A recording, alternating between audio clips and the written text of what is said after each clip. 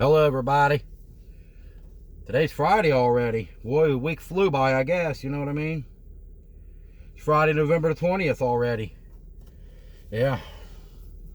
Figure I'd get on here and see what everybody's up to today. What's going on? Feels warm out there this morning. It's like 50, 51. It's not going to last. I think it's going to rain's going to move in later on today. It's supposed to rain all weekend, I think. A lot of places rain Thanksgiving morning moves out.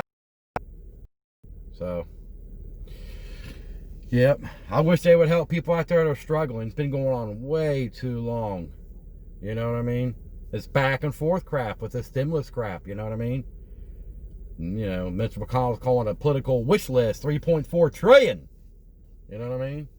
So, yeah, if you don't believe me, I got a video over here of him talking about it right here. You know what I mean?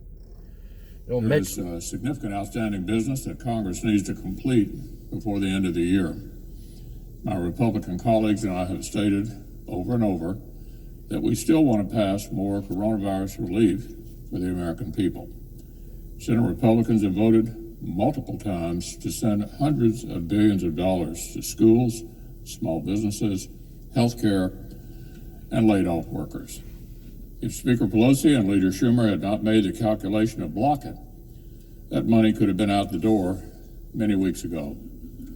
Instead, our Democratic colleagues have spent months, literally months, holding all of that urgent help hostage over unrelated left-wing wish list items.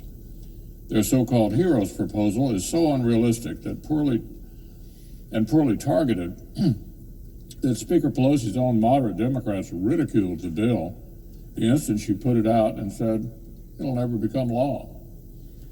It includes things like a massive tax cut for wealthy people in blue states and huge sums of money for state and city governments with no linkage to demonstrated COVID needs.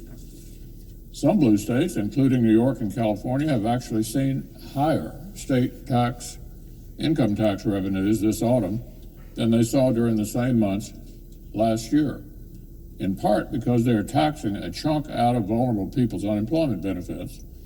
They're receiving more tax revenue now than they did in 2019.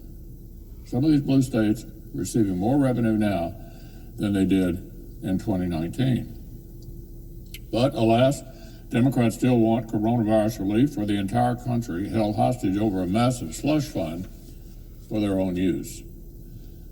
Well, even if our Democratic colleagues continue to block any bipartisan pandemic relief from becoming law, there are other responsibilities we still need to tackle together. Now is the time for $25 unlimited phone plans. Say goodbye to overpriced. The federal government is currently funded through December the 11th. The next few days will tell us a lot about whether Congress can pull off the bipartisan, bicameral appropriations process that I believe both sides would like to deliver. Last week, our colleagues on the Senate Appropriations Committee released all 12 bills for fiscal year 2021. The bills would fully fund all kinds of crucial priorities, from securing our border to caring for our veterans to supporting public health at this particularly critical time. There you go. So that's what's going on. Yeah. We're told they discussed the stimulus and the looming government shutdown. No progress on either announced. See? As always, Democrats and Republicans are blaming each other, and again, the clock is ticking. A new study shows 12 million Americans could lose unemployment insurance by the end of the year. The lack of help from the government evident everywhere. This is what the line for the food bank in Fort Worth looks like. It has looked like this for days. Each car, an American who needs help putting food on the table. Without a bill, lines could even get longer.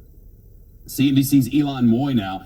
Elon, it's all talk, always all talk. Millions who did nothing wrong, out of a job because of the pandemic, can't pay their bills and feed their families, and Washington just talks and blames. That's right. Well, that's right, Shep. Congress has missed deadline after deadline to get help to these struggling workers, and now many of them are worried that they're reaching the end of the line. Having zero income and zero prospective income is terrifying during a pandemic when you have no idea when you're going to work again. Now, 2 critical federal programs are set to expire at the end of the year. One provides an extra 13 weeks of jobless benefits. The other one pays unemployment aid to people who don't normally qualify for it. Together, those programs cover roughly 12 million workers. There you go. It's crazy out there. Yeah, I figured I'd give you a little update on here. Same old, same old, same old. Okay, you guys have a great day. Bye now.